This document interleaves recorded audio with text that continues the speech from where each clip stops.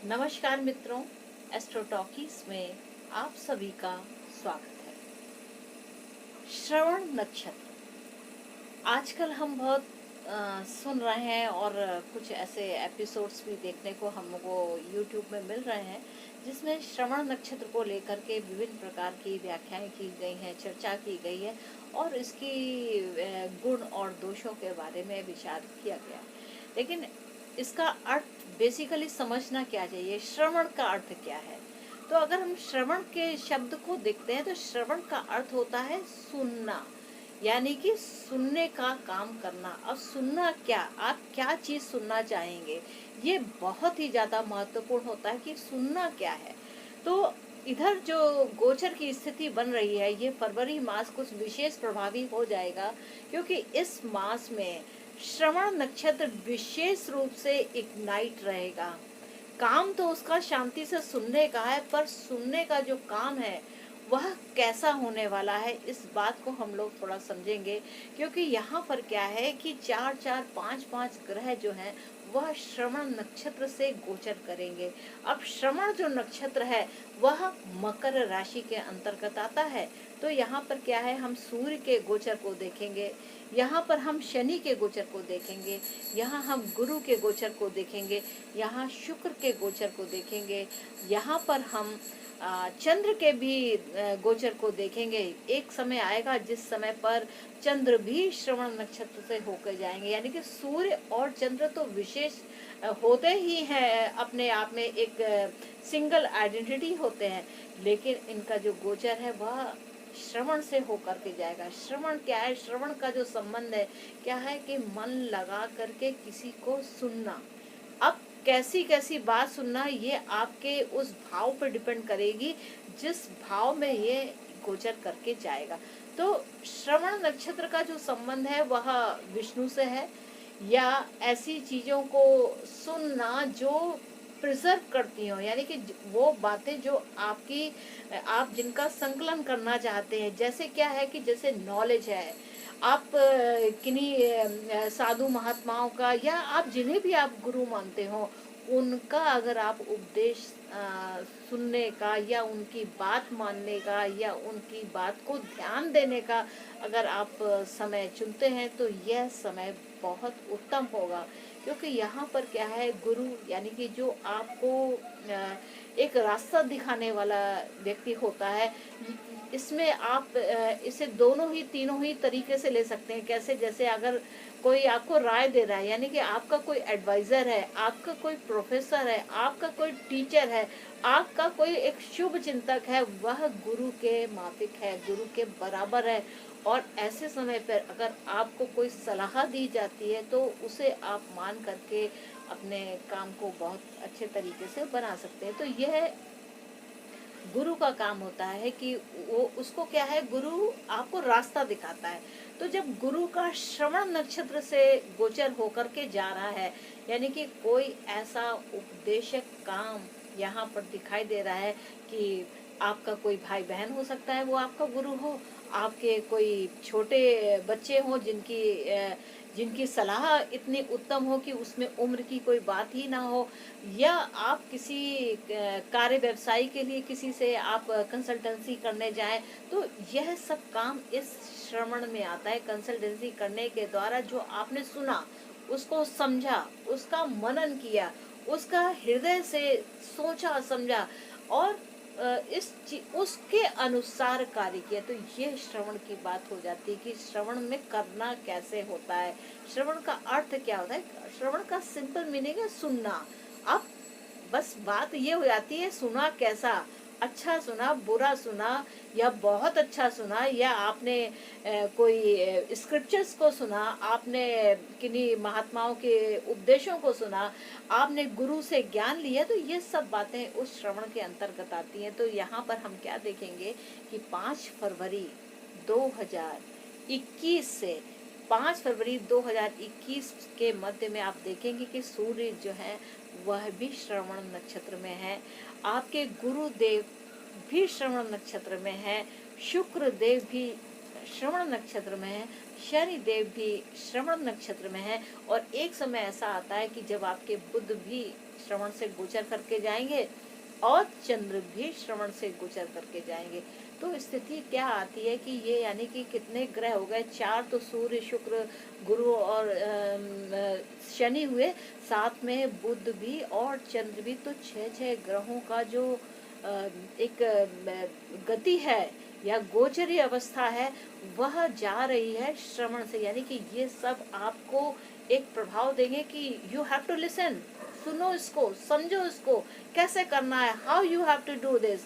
तो ये इस तरीके की यहाँ पर बात आएगी कि आपको सोचना है, सुनना है, समझना है, ध्यान देना है, मनन करना है, विचार करना है।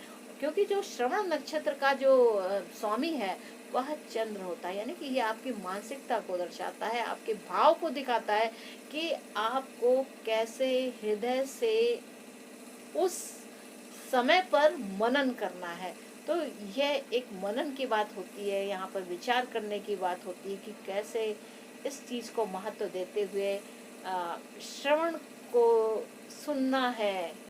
अब जो श्रवण नक्षत्र है ये इसकी जो डिग्रीज है, अगर हम इनकी डिग्रीज को ध्यान देते हैं तो श्रवण नक्षत्र की जो डिग्रीज हैं वह होती हैं मकर राशि में 10 डिग्री से लेकर के 23 डिग्री 20 मिनट तक का। अब इसी श्रवण नक्षत्र के जो 4 चरण है, यानी कि 4 चरण का अर्थ है कि वो जिन 4 राशियों का सहयोग लेकर के चलते हैं, तो वह होती है मेष राशि, वृषभ राशि और मिथुन राशि और कर्क राशि। यानी कि ये जो आरंभ की 4 राशियां हैं ये बहुत ही महत्वपूर्ण हो जाती हैं इनको इस श्रवण को साथ देने। अब मेष राशि जैसे है, यानी कि फर्स्ट पदा, जो फर्स्ट पदा है वह मेष राशि में आता है और यह जो पद है ये अभिजीत नक्षत्र का ही एक पार्ट है।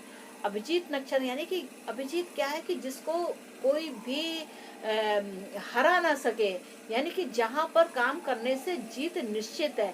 तो अगर हम यहाँ देखें कि शनि देव यहाँ पर क्या है, शनि देव श्रवण नक्षत्र के प्रथम पद पर है। कहने को तो ये नीच राशिगत है, क्योंकि जो चरण के अनुसार शनि देव के जो बात आती है वह नीच राशि हो जाती है, क्योंकि शनि देव मेष राशि में काम नहीं, मेष राशि का काम क्या है, जल्दी से करना, और शनि का काम क्या है, स्लो स्लो बहुत धीरे से करना। तो शनि देव मेष राशि में क्योंकि नीच अवस्था में है तो अपने कार्य को समय के अनुसार नहीं दे पाते हैं। यानी कि आपने कार्य तो किया मेष राशि में प्रथम पद में रहते हुए, लेकिन यहाँ पर जो आपकी आउटपुट है वो नहीं आ पा रहे, क्योंकि शनि जो है वह पद के अनुसार नीच अवस्था में हो जाते हैं। हालांकि वो अपनी मकर राशि में स्थापित है, लेकिन जो उनका कर्म है वह पद के अनुसार नीच राशिगत हो जाता है। यानी कि मेष राशि का जो नेचर है, क्या मंगल का जो नेचर है कि फुर्ती से काम करना, क्योंकि अश्वनी है, अश्वनी नक्षत्र आता है इसके अंदर, अश्वनी भरणी कृतिका, ये 3 नक्षत्रों का इसके अंदर समावेश होता है। तो डिग्री के अनुसार जब हम इनको कैलकुलेट करते हैं तो हमें पता चलता है कि इस मेष राशि का प्रभाव क्या होता है। क्या वह अश्वनी नक्षत्र के अनुसार मेष राशि काम करेगी, क्या वह भरणी के अनुसार काम करेगी, या वह कृतिका के प्रथम चरण के अनुसार काम करेगी। तो ये बड़ी महत्वपूर्ण बात हो जाती है, तो ये बारीकी से बहुत ज़्यादा गहराई से इसे देखना पड़ता है, समझना पड़ता है। तो ये शनि यहाँ पर नीचत्व दोष को प्राप्त करते हैं, यानी कि उनकी आउटपुट नहीं आती, उनका आउटकम नहीं आता है, तो ऐसी स्थिति हो जाती है। अब अगर हम बात करते हैं गुरु की, तो देखिए गुरुदेव जो है वह तीसरे पद पर है। अब तीसरे पद पे होने के कारण क्या है, जो इनका नवमांश की स्थिति बनती है वह मिथुन राशि की बनती है, यानी कि बुध की। और एक समय आता है कि बुध भी श्रवण नक्षत्र में ही आते हैं। तो जब बुध भी क्योंकि वक्री होकर के वह जब मकर राशि में आएंगे तो श्रवण नक्षत्र के में गोचर करेंगे, यानी कि यहाँ पर कुछ खास मीटिंग बुध और गुरु की है। ये विशेष बात समझने लायक होगी, समझना ही पड़ेगा कि यहाँ पर कैसे फल आने के चांसेस बन सकते हैं कि बुध और गुरु, यानी कि कुछ ऐसा बड़ा एक एक ऐसी मीटिंग हो रही है, एक ऐसी बात होने जा रही है कि जिसमें विभिन्न जो हमारे प्लैनेट्स हैं उनकी एक मीटिंग हो रही है, जिसमें कोई एक बोलेगा और सारे सुनेंगे। यहाँ इस बात को देखना, क्योंकि क्या है कि सारे ग्रह ही श्रवण का काम कर रहे हैं, सिर्फ सुनने का काम कर रहे हैं। तो ये बात महत्वपूर्ण हो जाती है। यहाँ पर अगर हम शुक्र को देखें तो शुक्र भी पहले पद में है, यानी कि मेष राशि में है। और यहाँ पर शुक्र क्या है कि शुक्र अभिजीत से प्रभावित है। तो अभिजीत से प्रभावित होने के कारण क्या है, यहाँ पे शुक्र क्या है, शुक्र रिलेशनशिप है, शुक्र आपका वैभव है, शुक्र आपका सुख है। तो यहाँ पे क्या, अभिजीत की तरह का आपको यहाँ पर सुख मिल सकता है, यहाँ रिलेशनशिप्स अच्छी हो सकती हैं, यहाँ पर आपका बात व्यवहार बहुत अच्छा, क्योंकि अगर वाणी की बात करते हैं तो वाणी का जो संबंध है वह द्वितीय भाव से होता है।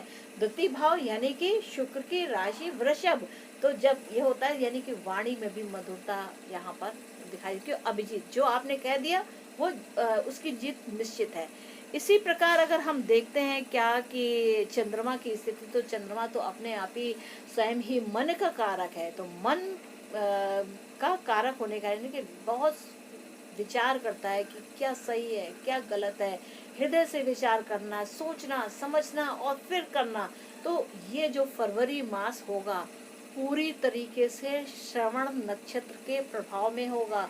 यह श्रवण यानी कि आप सब अपने मन की बात सुने, अपने हृदय की बात सुने, अपने गुरुओं की बात सुने, अपने गवर्नमेंट की बात सुने, श्रवण करें, ध्यान करें, सोचें समझें, मनन करें, तब आप जाकर के यहाँ पर विजय प्राप्त कर पाएंगे। और विजय तो निश्चित है, बस एक ये समय है जिस समय को पार करना है और उसे हम सुनकर समझकर ही पार कर। श्रवण नक्षत्र के संबंध में एक माइथोलॉजी स्टोरी है जो बहुत ही विशेष प्रभाव भी रखती है इस नक्षत्र को समझने के लिए। वह क्या है कि वामन अवतार के बारे में आप सबने निश्चित तौर से सुना होगा, पढ़ा भी होगा बहुत लोगों ने। तो जब वामन अवतार यानी कि गुरु गुरु वामन का मीन्स है गुरुदेव बृहस्पति, और बृहस्पति देव वामन का रूप यानी कि एक ब्राह्मण का रूप धारण करके वह इस धरती पे आए। तो जो शुक्र देव से प्रभावित किंग महाबली, जिसे राजा महाबली या महावेली के नाम से जाना जाता है, तो जो किंग महाबली थे वो काफ़ी अपने धन और अपने कि मैं सामर्थ्यवान हूँ, मैं सब कुछ कर सकता हूँ, मेरे पास ये वैभव है, मेरे पास ये हीरे जवाहरात हैं, मेरे पास इतनी ज़मीन है, इतना लैंड है, ये मतलब काफ़ी कुछ यानी कि ऐश्वर्य से पूर्ण थे। तो जो शुक्र से वो प्रभावित थे किंग महाबली यानी कि राजा महाबली, तो उनकी जो लैंड है, मेरा ऐसा कुछ सौभाग्य रहा कि मुझे उस धरती पर रहने का अवसर मिला, वह है मावेली करा। मावेली करा यानी कि राजा महाबली की लैंड, करा मीन्स है लैंड। तो मावेली करा में मुझे रहने का अवसर मिला और मैंने उसमें पाया कि वहाँ पर निश्चित तौर से ऐश्वर्य की कोई कमी नहीं है। तो यहाँ जो हमारी माइथोलॉजिकल जो स्टोरी है वो ये क्या कहती है कि जब उन्हें काफ़ी अभिमान होने लगा, तो यहाँ पर क्या समझना है कि यहाँ पर अभिमान नहीं करना है। तो जब किंग महाबली को बहुत ज़्यादा अभिमान होने लगा कि मेरे पास बड़ा ही ऐश्वर्य है, मैं सब कुछ कर सकता हूँ, मैं ये भी कर सकता हूँ वो भी कर सकता हूँ, तो उन्होंने वामन जो अवतार के रूप में विष्णुदेव आए, तो उन्होंने कहा कि नहीं, ये इट इज़ टू मच और यहाँ पर कुछ करना चाहिए। तो वो उनकी परीक्षा लेने हेतु आए और उन्होंने कहा कि आप दान धर्म और ऐश्वर्य के लिए बहुत प्रसिद्ध हैं और आप आवश्यकता के अनुसार जो कोई आपके अनुसार कार्य करता है आप उसको दान पुण्य करते हैं। तो ब्राह्मण ने कहा कि मुझे भी कुछ लेना है। उधर जो शुक्रदेव थे, अब यहाँ समझने की बात है, शुक्रदेव थे वह समझ गए थे कि गुरुदेव आ रहे हैं तो वो कुछ ना कुछ करने वाले हैं। यानी गुरुदेव का काम क्या है, वो सही रास्ते पे लाना। और शुक्र क्या है, शुक्र आपके अंडरवर्ल्ड के किंग कहे जाते हैं, यानी कि जो चीज़ें अगर देखा जाए तो समाज में अनौपचारिक होती हैं, उनके गुरु कहलाते हैं। तो शुक्रदेव तुरंत बात समझ गए कि अगर वामन देव आ रहे हैं तो वो कुछ ना कुछ अलग करने वाले हैं। कहीं ऐसा ना हो कि किंग महाबली उनकी बात में फंस जाएं और वो अब कुछ गड़बड़ कर बैठे, या अपना जो कुछ उनका ऐश्वर्य है वो कुछ खो बैठे। उन्होंने उनको आगाह किया, लेकिन महाबली जो थे वो अपने अभिमान में, अपने गर्व में या अपने घमंड में बहुत उपटे के लिए, हाँ, मेरे पास तो बहुत कुछ है, मैं वो मांगे के ही क्या, और मैं इतना देने में सक्षम हूँ। तो जो ये अभिमान आ रहा है ना, तो इस अभिमान को तोड़ने के लिए ही विष्णु भगवान ने वह अवतार लिया और वामन के रूप में आए। तो उन्होंने क्या किया, वो आए, उन्होंने कहा कि मुझे ज्यादा कुछ नहीं, बस 3 पग जमीन चाहिए। यानी कि जो इस श्रवण नक्षत्र का जो साइन है, 3 फुट स्टेप, तो 2 साइन इस नक्षत्र को दिए गए। एक तो श्रवण दिया गया है कि सुनो बात को, क्या कहा गया, और दूसरा है 3 फुट स्टेप। तो ये जो 3 फुट स्टेप है, तो वामन अवतार के रूप में विष्णु जी ने क्या किया कि किंग महाबली से वो मांगा कि मुझे ज्यादा कुछ नहीं, मुझे बस 3 पग जमीन चाहिए। तो उन्होंने कहा, अरे 3 पग में क्या है, ये तो बहुत थोड़ी सी, हाँ ले लीजिए। तो कहा कि जब कहा ले लीजिए, तो वामन स्वरूप ने, उन्होंने अपना नेचुरल जो उनका स्वरूप है उसमें आए और उन्होंने अपना पग बढ़ाया। उस पग के बढ़ाने में एक बार में ही सारी धरती नप गई, फिर एक बार में पूरा आकाश हो गया, नभ थल आकाश सारा कुछ एक ही पग में चला गया। तो जब ऐसा हो गया तो कहा कि अब मैं तीसरा पग कहाँ रखूं। तो किंग महाबली तुरंत समझ गए कि ये तो हो गया और गड़बड़ हो गई।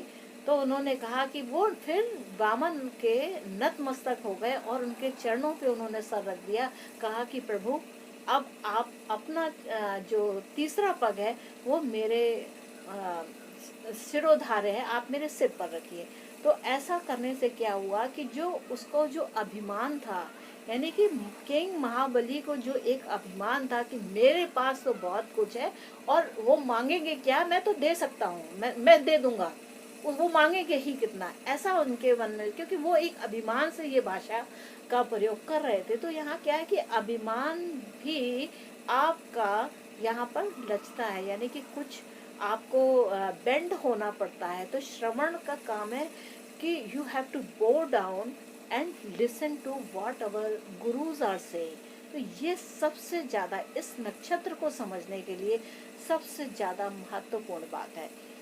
और भी है कि मैंने श्रवण नक्षत्र के ऊपर एक अपना एपिसोड तैयार किया था, जिसमें नो योरसेल्फ थ्रू नक्षत्रास की एक मेरी सीरीज है, जिसमें मैंने श्रवण नक्षत्र के बारे में आप लोगों को बताने का प्रयास किया। आप चाहे तो उसे देख सकते हैं, समझ सकते हैं।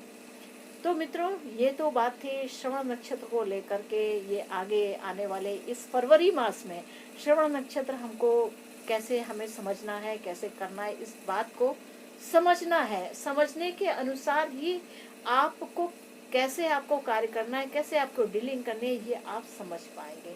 तो मित्रों, मुझको अब आज्ञा दीजिए। आगे आने वाले समय में फिर कुछ भी ज्योतिष की कुछ नई रोचक जानकारियों को लेकर के आपके सामने पुनः उपस्थित होंगे। तब तक के लिए मुझको आज्ञा दीजिए। और हाँ, अगर आप एस्ट्रोलॉजी में आप इंटरेस्ट रखते हैं, then please do like, share and subscribe my channel Astro Doggies. और फिर मिलते रहेंगे, तब तक के लिए नमस्ते।